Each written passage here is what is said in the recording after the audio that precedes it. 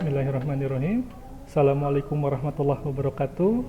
Perkenalkan, saya Ahmad Mugni Almarogi, dosen program studi pendidikan luar biasa, Fakultas Keguruan dan Ilmu Pendidikan, Universitas Islam Nusantara. Pada kesempatan kali ini, saya akan menjelaskan pernyataan diri dosen dalam wujud Tridharma Perguruan Tinggi, PDD UKTPT di bidang pengajaran. Pada semester ini, alhamdulillah, saya diberikan amanah untuk mengampu mata kuliah strategi pembelajaran ABK. Mata kuliah ini diprogramkan di semester 5 dengan bobot 2 SKS. Kedudukan mata kuliah strategi pembelajaran ABK ini adalah salah satu mata kuliah wajib program studi. Subcapaian mata kuliah. Setelah mempelajari materi pada mata kuliah strategi pembelajaran ABK, diharapkan mahasiswa mampu. Yang pertama, menjelaskan tentang hakikat strategi pembelajaran anak berkebutuhan khusus. Yang kedua, menyiapkan strategi dan metode pembelajaran yang tepat sehingga pembelajaran bagi anak berkebutuhan khusus lebih efektif dan spesifik. Yang ketiga, memilih strategi dan metode pembelajaran yang tepat sesuai tujuan dan pokok bahasan untuk anak berkebutuhan khusus. Yang keempat, mengembangkan strategi dan metode pembelajaran khususnya untuk pembelajaran anak berkebutuhan khusus. Yang kelima, melakukan pengelolaan kelas pada pembelajaran anak berkebutuhan khusus di sekolah inklusi maupun di sekolah khusus dengan sikap bertanggung jawab. Keenam, menggunakan strategi pembelajaran dengan model pembelajaran yang relevan serta menindaklanjuti kekurangannya secara tepat bagi anak berkebutuhan khusus. Sejak masa pandemi, sistem pembelajaran yang digunakan di Fakultas Keguruan dan Ilmu Pendidikan Universitas Islam Nusantara bersifat hybrid. Pembelajaran secara online biasanya kami dibantu dengan aplikasi seperti Zoom Meeting ataupun Google Meet. Sedangkan untuk penugasan biasanya kami menggunakan Google Classroom ataupun email. Pembelajaran secara offline dijadwalkan selama setengah semester, baik di awal maupun di akhir semester secara bergiliran. Metode dan model pembelajaran yang diterapkan pada mata kuliah ini cukup beragam, mulai dari metode ceramah, diskusi kelompok, pembelajaran mandiri, dengan model pembelajaran contextual learning dan problem-based learning. Adapun, bobot penilaian pada mata kuliah ini terdiri dari 4 aspek. Yang pertama, bobot tugas sebesar 20%.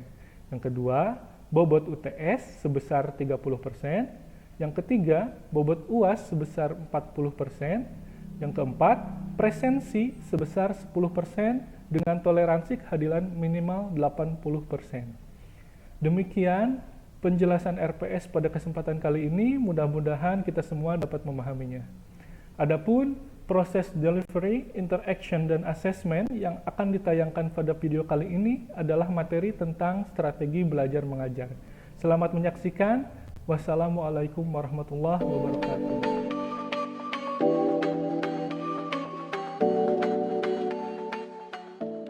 Baik, bismillahirrahmanirrahim. Assalamualaikum warahmatullahi wabarakatuh. Waalaikumsalam warahmatullahi wabarakatuh. Selamat siang menjelang sore ya rekan-rekan semua. Alhamdulillah pada hari ini kita masih diberi kesehatan untuk ikut ya, berkegiatan dalam perkuliahan kali ini di mata kuliah strategi pembelajaran ABK. Mudah-mudahan meskipun dalam suasana yang agak gelap gitu ya sekarang, tapi tidak mengurangi esensi gitu. Dan salah satunya juga kebetulan pada semester ini kita masih melaksanakan perkuliahan secara hybrid gitu ya, sehingga setengah semester kita melaksanakan daring dan setengah semester nanti ke depan setelah UTS kita baru akan melaksanakan perkuliahan secara luring gitu ya. Nah, rekan-rekan semua, sebelum kita mulai, untuk materi yang minggu kemarin rekan-rekan masih ingat tidak kira-kira? Ingat, Pak. Oke, apa tuh kemarin kita belajar tentang apa? Prinsip kesiapan, Pak. prinsip kesiapan ya. Oke, prinsip kesiapan. Nah, itu prinsip ya, prinsip-prinsip belajar. Salah satunya saja itu prinsip kesiapan itu. Ada banyak ya prinsipnya, ada prinsip apa lagi selain kesiapan? Persepsi, motivasi, Persepsi, motivasi, apa lagi? prinsip Tujuan. tujuan, Pak. Tujuan. Masih banyak ya? Ada beberapa tuh. Ya, prinsip motivasi, tujuan, dan lain sebagainya. Nah, memang itu adalah prinsip-prinsip yang harus kita pahami gitu, apalagi kita sebagai calon-calon guru, calon-calon pendidik, nah prinsip belajar itu mesti kita pahami gitu, karena itu menjadi suatu hal yang penting. Ya. Nah, baik rekan-rekan, kita mulai. Saya izin share screen ya untuk mata kuliah materi sekarang. Oke, terlihat rekan-rekan semua? Terlihat, Pak. Ada. Pak. Tapi sebelumnya di sini jangan lupa nanti kita ini ya, absen ya, absen, jangan lupa absen, terutama di litera gitu, karena kalau misalkan rekan-rekan tidak absen di litera nanti tidak terhitung gitu ya, tidak terhitung pertemuannya. Nah, baik, untuk sekarang kita akan belajar tentang strategi belajar mengajar ya. Strategi belajar mengajar itu seperti apa sih gitu. Nah, di sini kita lihat. Nah, strategi belajar mengajar atau SBM itu merupakan rencana. Nah, ini rencana yang mengandung serangkaian aktivitas. Siapa yang beraktivitas? Guru ya, dalam proses belajar mengajar yang diperlukan untuk memberikan fasilitas atau kemudahan. Nah, artinya bahwa strategi itu merupakan rencana untuk apa? Untuk memberikan fasilitas, memberikan kemudahan-kemudahan ya kepada siapa? Kepada peserta didik atau siswa gitu ya. Tujuannya apa? Nah, tujuannya itu agar dapat mencapai tujuan pengajaran yang telah ditetapkan, tentu saja. Ya, nah sebelum rekan-rekan bisa mencapai tujuan tersebut, nah kita harus tahu dulu cara untuk menyusun tujuannya itu seperti apa, gitu kan ya? Kita tidak serta merta menuliskan tujuan begitu saja kan? Ya, meskipun rekan-rekan itu sebagai seorang guru ada yang namanya kurikulum gitu ya. Nah, kurikulum itu kan hanya sebagai panduan saja ya. Tidak harus juga rekan-rekan melaksanakan kurikulum itu secara 100% gitu ya. Tapi disesuaikan, apalagi kalau kita bicara tentang anak berkebutuhan khusus gitu ya. Nah, jadi bagaimana caranya? Nah, salah satunya adalah dengan cara melakukan asesmen gitu ya. Nah, asesmen ini adalah sesuatu yang penting ya bagi seorang guru, apalagi guru untuk anak berkebutuhan khusus ya, guru di sekolah luar biasa gitu ya. Nah, ini asesmen itu sesuatu yang penting. Apa saja sih konten ini? Sudah belajar belum rekan-rekan berkaitan dengan asesmen? Asesmen ABK. Sudah belum? Udah, Pak. Oh, Udah, udah ya. Pak. Nah, asesmen itu ada berapa sih? Berapa hal penting sih? Komponennya apa saja sih di dalam asesmen itu? Masih ada yang ingat nggak? Nah, asesmen itu setidak-tidaknya itu ada 3 hal penting gitu ya. Yang pertama itu adalah kemampuan anak, gitu kan ya. Nah, kemampuan anak, lalu apa lagi? Ketidakmampuannya, dan yang paling penting apa? Kebutuhannya. Gitu ya. Kemampuan, ketidakmampuan, dan kebutuhan anak. Gitu ya. Itu penting tuh. Sehingga ketika sudah diketahui kebutuhannya, maka rekan-rekan itu akan mudah untuk menyusun atau merumuskan tujuan pembelajaran. Begitu ya. Nah, di sini jadi strategi itu rencana untuk memberikan kemudahan-kemudahan dalam belajar kepada siswa dengan tujuan dengan harapan agar dapat mencapai tujuan yang telah ditetapkan begitu ya. Jadi rencana pada intinya strategi itu. Nah, di sini strategi itu sebenarnya adalah hanya salah satu bagian saja dari sebuah sistem pembelajaran. Lalu apalagi selain strategi? Nah, kita lihat. Oh, ya. Jadi sistem pembelajaran itu merupakan rangkaian dari serangkaian komponen-komponen yang membentuk gitu ya. Di antaranya ada guru, ada siswa gitu ya. Nah, guru dan siswa ini adalah salah satu komponen penting gitu ya. Karena kalau tidak adanya guru atau tidak adanya siswa, maka pembelajaran itu tidak akan terjadi. Siapa gitu yang mau ngajarin siapa, yang mau belajar siapa kalau nggak ada salah satunya, gitu ya. Jadi penting, guru itu adalah orang yang memberikan fasilitas, memberikan informasi dan sebagainya gitu ya, yang memberikan kemudahan tadi ya. Makanya kenapa guru itu sekarang adalah sebagai fasilitator gitu ya. Hanya sebagai fasilitator saja, dan yang lebih ditonjolkan itu adalah siswanya itu sendiri untuk bisa belajar gitu ya. Nah, sebaliknya kalau siswa itu adalah orang yang belajarnya, orang yang menerima informasi ya, yang diberikan fasilitas-fasilitas dalam kegiatan belajarnya gitu ya. Nah, adapun selain guru dan siswa itu adanya juga tujuan.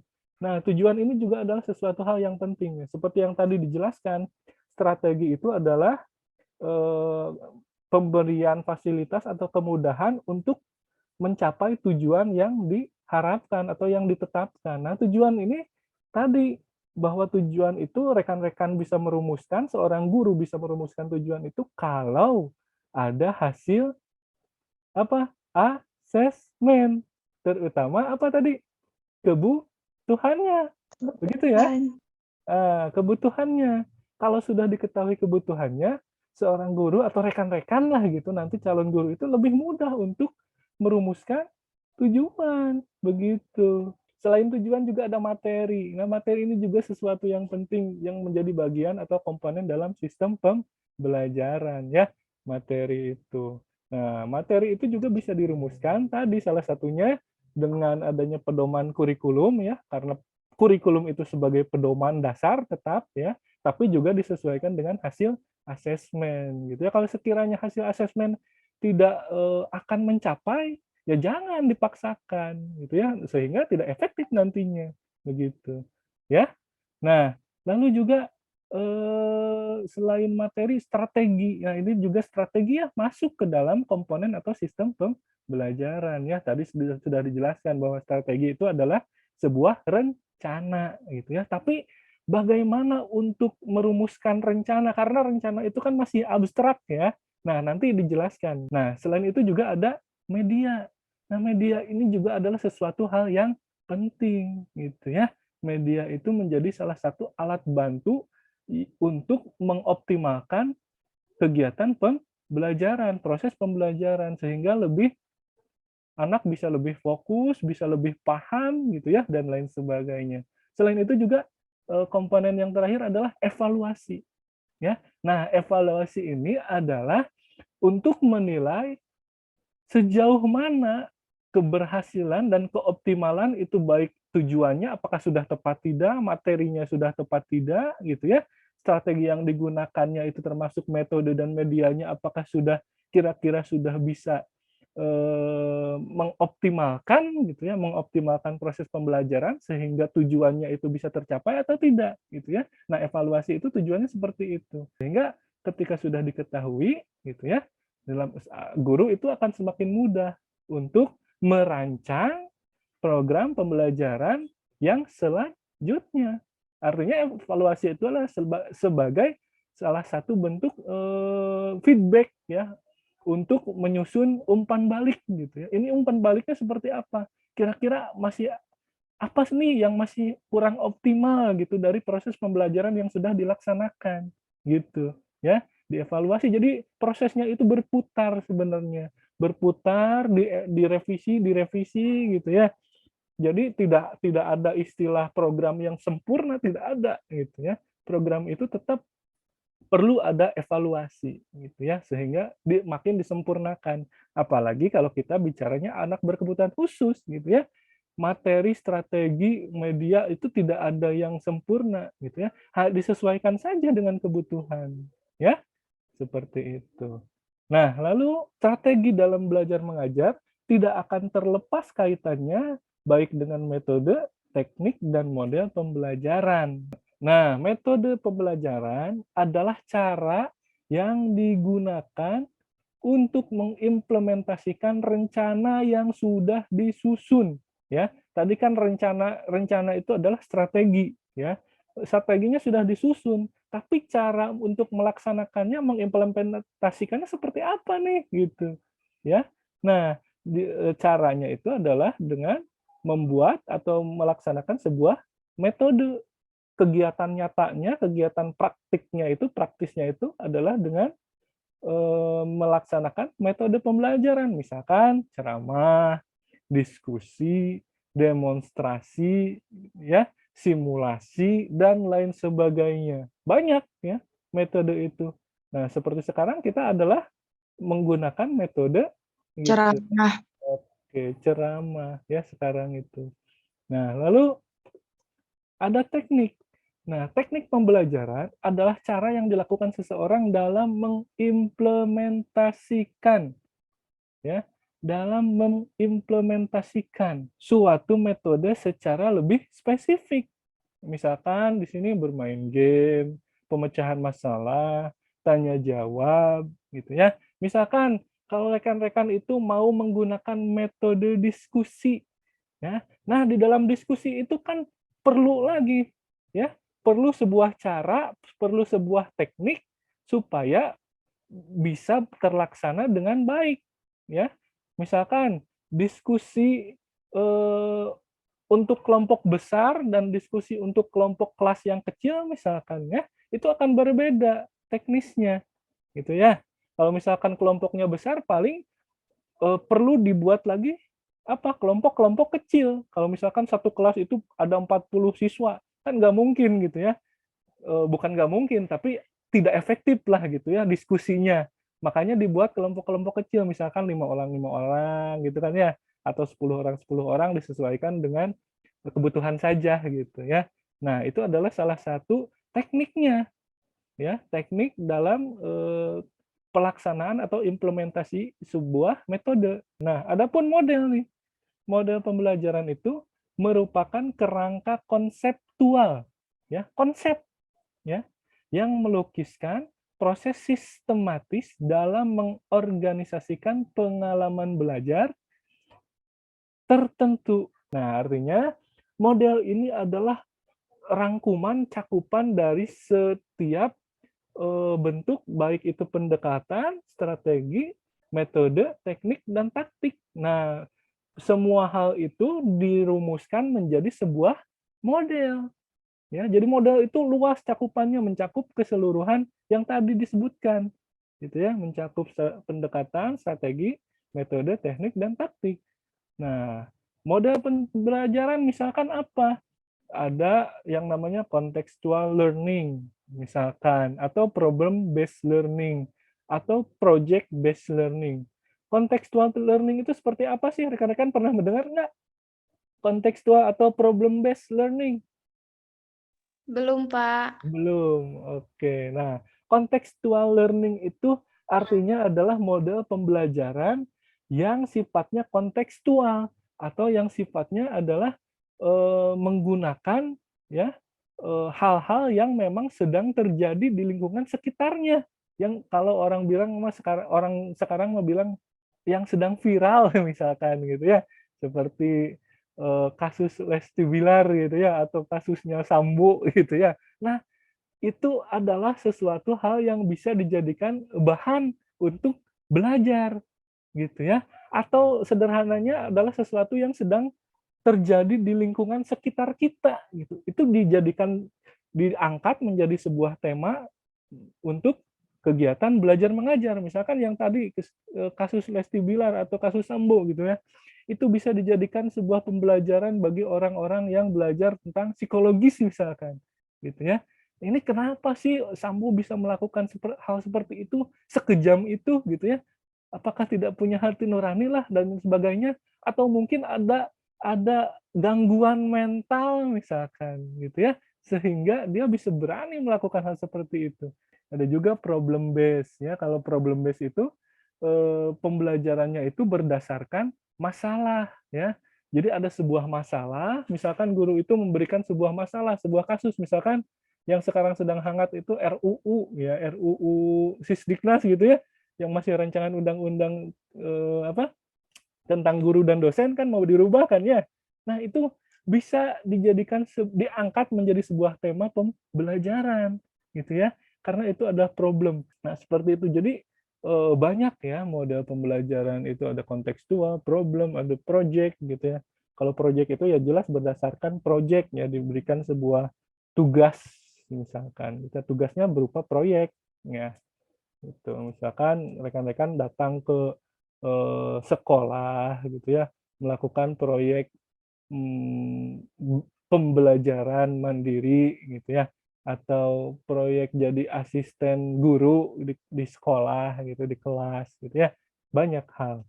Nah, selain itu, nah ini strategi belajar, nah ini kesimpulannya nih. Jadi, seperti apa sih strategi yang belajar mengajar yang baik itu? Jadi, strategi belajar mengajar yang baik itu adalah yang mampu menjamin tercapainya tujuan pengajaran yang efektif, efisien, dan ekonomis. Ya, artinya harus efektif belajar itu. Ya, artinya kalau tidak efektif, seperti kalau seorang guru tidak melaksanakan asesmen, guru tidak tahu kebutuhan anak itu apa, misalkan gitu ya, sehingga dia mengajarkan ya asal saja gitu. Kalau misalkan kurikulumnya bilang belajar tambah-tambahan, ya sudah tambah-tambahan saja. Padahal misalkan anaknya sudah mampu gitu melaksanakan tambah-tambahan itu, seharusnya tidak usah lagi diajarkan karena menjadi tidak efektif ya, membuang-buang waktu, tenaga pikiran gitu ya. Karena anaknya sudah bisa gitu ya. Begitupun kalau misalkan kalau kita bicara tunagrahita itu tidak efektif kalau terlalu eh, mengajarkan hal-hal yang sifatnya akademik gitu ya. Kalau akademik bagi tunagrahita kan tidak terlalu penting lah, kecuali kalau misalkan akademik dasar yang aplikatif, misalkan masalah belajar tentang uang gitu ya, karena uang itu penting kan, anak itu menggunakan itu. Jadi anak harus tahu nilai uang berapa, cara menggunakannya seperti apa gitu ya. Itu boleh diajarkan gitu ya. Tapi kalau misalkan mengajarkan anak tunagrahita kalkulus misalkan, ya buat apa gitu ya? Kita juga kan nggak butuh itu ya. Anak tunagrahita itu programnya juga kan program bina diri, begitu ya. Programnya bina diri itu ada apa saja?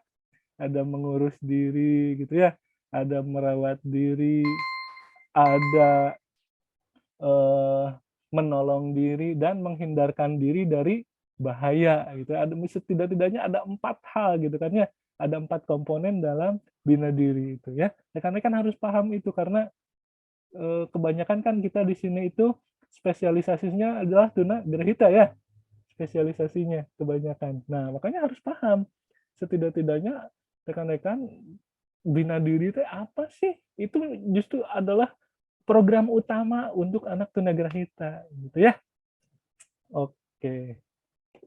Nah, ini selesai ya. Ini sumber pustaka yang kita tadi pelajari.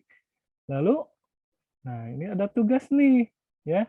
Tugas lapangan. Nah, tugasnya itu adalah rekan-rekan silahkan observasi dan wawancara kepada guru di sekolah luar biasa tentang apa? Strategi pembelajaran yang digunakan ya oleh guru tersebut. Rekan-rekan boleh silahkan saya kasih waktu 2 minggu ya untuk melaksanakan observasi dan wawancara ini. Sehari juga beres gitu ya. Rekan-rekan boleh berbarengan datang, tapi ini tugasnya individu ya. Artinya meskipun rekan-rekan datang bersamaan ke sekolah gitu ya, ke sekolahnya sama-sama, tapi observasi dan wawancaranya masing-masing gitu ya. Dan saya bebaskan mau di tingkat SD, di tingkat SMP, di tingkat SMA silahkan bebas. Tapi harusnya sih baiknya gitu ada semua ya, ada semua. Misalkan saya mau SD, kamu yang SMP ya gitu, kamu yang SMA ya gitu ya. Jadi supaya kita mengetahui karena ada perbedaan-perbedaan mendasar gitu ya. Menghadapi anak SD seperti apa, SMP seperti apa, anak SMA seperti apa, berbeda gitu ya. Metodenya ya, strategi yang digunakan guru itu pasti berbeda gitu ya. Nah, saya rasa cukup ya untuk tugas lapangan, sudah dipahami ya tugas lapangan ya. Nah, ada yang mau Pak. ditanyakan dulu? Saya, Pak. Oke, Rizka, boleh? Silahkan. Iya, Pak. Nah, kan di dalam cara pembelajaran kan ada banyak ya, Bu, Pak, Ya, dalam heeh. gaya pembelajaran. Nah, apakah itu berpengaruh kepada strategi pembelajaran juga? Oke. Jadi betul ya, bagus pertanyaannya. Nah, gaya belajar ya, secara teori gaya belajar itu ada 3 hal, ada 3 macam ya. Ada yang visual, ada yang auditory, dan ada yang kinestetik. Dan sebenarnya ada gabungan dari beberapa hal tersebut ya, misalkan audiovisual gitu ya. Tapi secara teori ada 3 hal itu. Yang audio akan berbeda pasti kebutuhannya ya, karena orang yang cara belajarnya audio itu perlu fokus yang tinggi ya, perlu keheningan ya, suasananya perlu kondusif suasananya ya. Kalau berisik misalkan, dia itu sulit untuk bisa menangkap materi, untuk menangkap pembelajaran gitu ya. Begitupun juga dengan yang kinestetik misalkan. Orang-orang yang pembelajarannya itu gaya belajarnya dengan kinestetik itu kesulitan pasti kalau misalkan belajarnya seperti ini saja, ceramah saja. Karena yang kinestetik itu cenderung lebih senang belajar secara praktik gitu ya, seperti itu. Dan lain sebagainya, yang visual juga seperti itu ya. Jadi berpengaruh tidak? Pasti ya berpengaruh. Makanya seorang guru itu perlu menguasai berbagai macam metode, strategi, teknik, taktik gitu ya, dan pendekatan dan model gitu ya, supaya apa? Supaya bisa memfasilitasi semua kebutuhan-kebutuhan anak meskipun berbeda. Ya, oke? Paham ya, Rizka ya?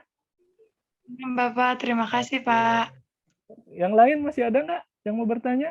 Saya, Pak. Boleh. Iis gimana? Ya, tadi kan dijelaskan ada media, Pak.